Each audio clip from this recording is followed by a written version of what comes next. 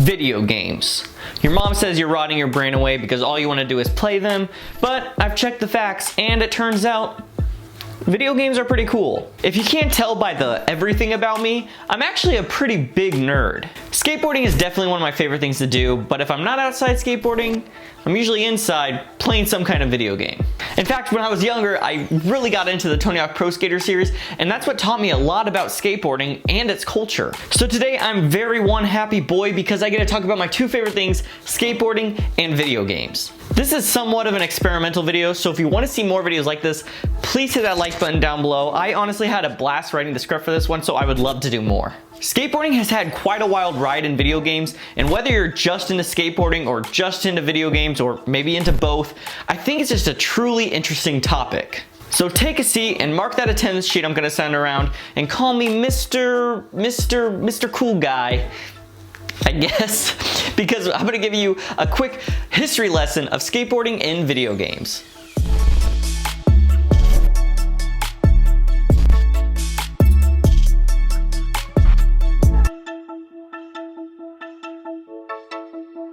Believe it or not, there are a ton of skateboarding video games out there. So many video games, I don't even have time to list them all because A, it would take too long, and B, some of them are just a little too buck wild for me. So let's start off at the beginning of time, roughly 1986, where video game companies really wanted to get boys and girls skateboarding in the virtual space. For a variety of reasons, including some new type of skate wheel technology, skateboarding was rising in popularity in the late 1970s. Now, video game companies were looking for that hot new thing to get people to play their game. And that's when we got the first ever skateboarding arcade video game called 720, and well,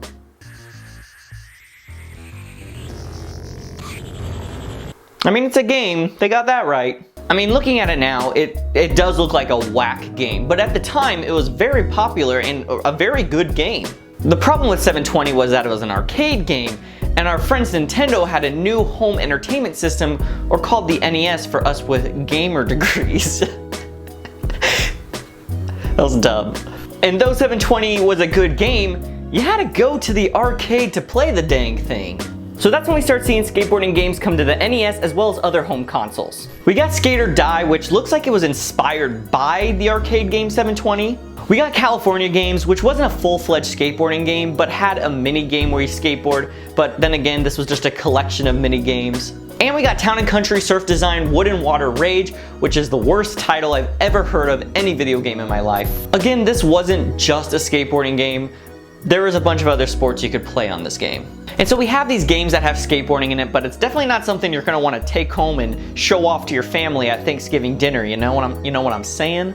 And besides Skate or Die, these aren't even really skateboarding games, they're just sport games that happen to feature skateboarding in them. So that brings us up to 1994, and a little video game system called the PlayStation hits American shelves. Now, for those who aren't really into video games, the big thing about the PlayStation was that it's the next generation of game consoles. It featured better graphics and more advanced gameplay. And in less than a year after the PlayStation came out, a little thing called the X Games started streaming on American TVs across the country. And therefore we got ESPN's Extreme Games on the PS1, which was later retitled to just Extreme 1 because of some licensing issues. And again, it wasn't even a full skateboarding game. It was essentially just a racing game that again featured skateboarding. Truly bummed. Even though I wasn't even really old enough to play games at that point. So it didn't even matter.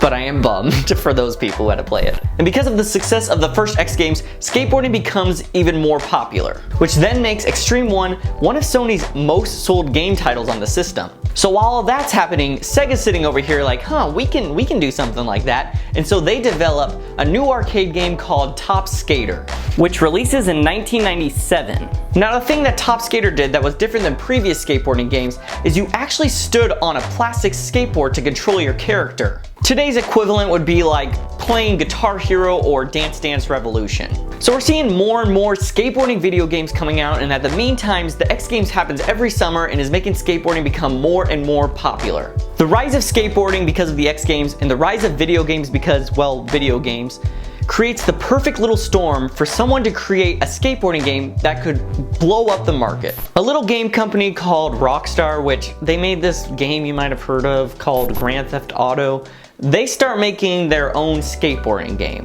So Rockstar pitches their game to none other than Tony Hawk. However, Tony Hawk turns them down because he says the controls were too complex for someone to just pick up and play. Instead, another video game company approaches Tony Hawk with a demo of a skateboarding game they are working on. Tony Hawk is impressed by the project and jumps on board. And so 1999 rolls around and we get the first of many, Tony Hawk's Pro Skater. After Tony Hawk's Pro Skater releases, Rockstar drops their game, which is called Thrasher's Skate and Destroy. And, well, you can probably guess which one sold better. And you probably know which one sold better because you probably have heard of Tony Hawk's Pro Skater, and you might not have ever even heard of this other skateboarding game that came out right around the same time. Anyway, spoiler alert, Tony Hawk Pro Skater becomes a huge success. And then the skateboarding video game market becomes overwhelmed. Every single game developer is trying to make their own Tony Hawk ripoff bargain brand skateboarding game to try to get a quick cash grab from the skateboarding audience. MTV Sports releases a skateboarding video game. The Simpsons make a skateboarding video game. Disney makes a skateboarding video game. Okay, but for real, that last one actually kind of slapped. But nothing can take down the King Tony Hawk and his little pro skating adventure. Game after game, it just is a huge success. Not a single skateboarding game even comes close to Tony Hawk Pro Skater from 1999 to 2007.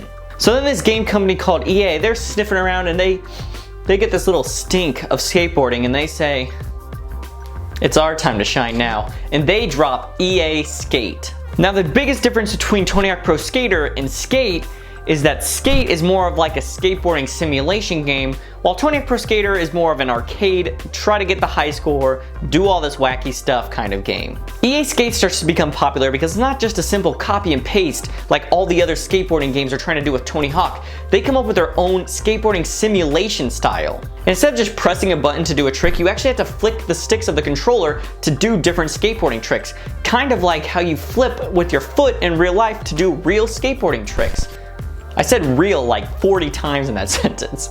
So now we got EA Skate and Tony Hawk Pro Skater dueling it out for the best skateboarding game.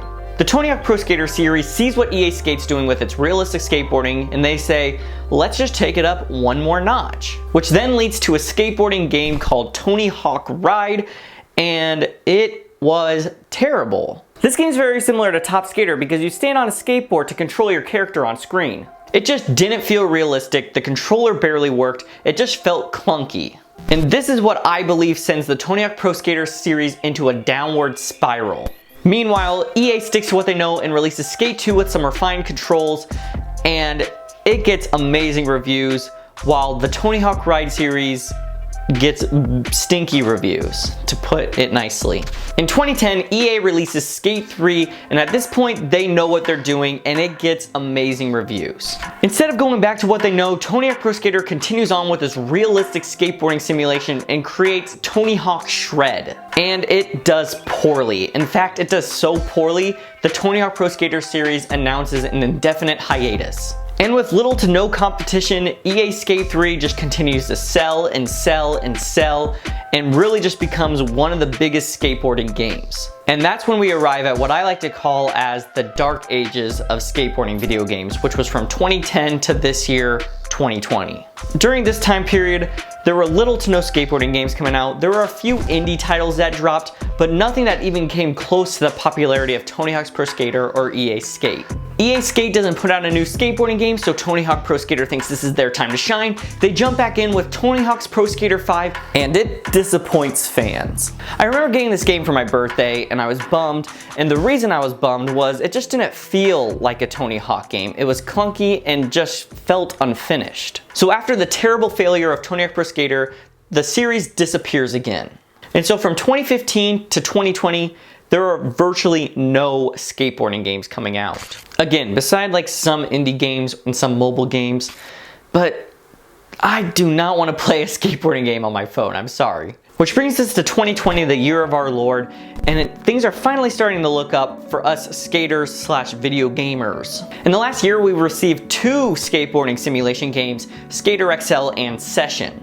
And we get the remaster of Tony Hawk's Pro Skater 1 and 2, which turned out to be amazing, and it's great and it's fun, and it's exactly what I wanted it to be. And thank you, Tony Hawk. I know it was just you alone typing up this code, doing it all by yourself. No one else helped you to make this beautiful game, and thank you for that. In fact, the Tony Hawk Pro Skater Remaster becomes one of the fastest selling Tony Hawk Pro Skater games in the series. And on top of those 3 skateboarding games coming out this year, EA announced that they are actually working on the next Skate title. Though they just announced it, and they only probably announced it because all these other skateboarding games are doing fantastic right now, the game probably won't launch for another 2 to 3 years is my guess. Just like skateboarding video games have risen and declined in popularity over the years.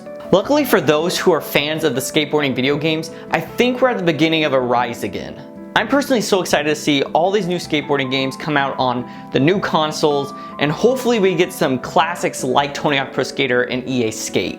Tony Hawk himself has actually said that he hopes that the release of the Tony Hawk Pro Skater Remaster is the start of something new. Skateboarding games are great because they teach you about skateboarding and its culture, and let's just be honest, they're just plain old ding-dang fun. So thanks for watching this video. It would mean the world to me if you would hit like and even consider subscribing. Between all the research and writing and editing and filming, this video was a lot of work, but it was a lot of fun to put together. So just hitting the like button or sending this video to a friend would just mean the absolute world to me. Again, thank you for watching, and as always, have fun, good luck, and keep shredding the gnar.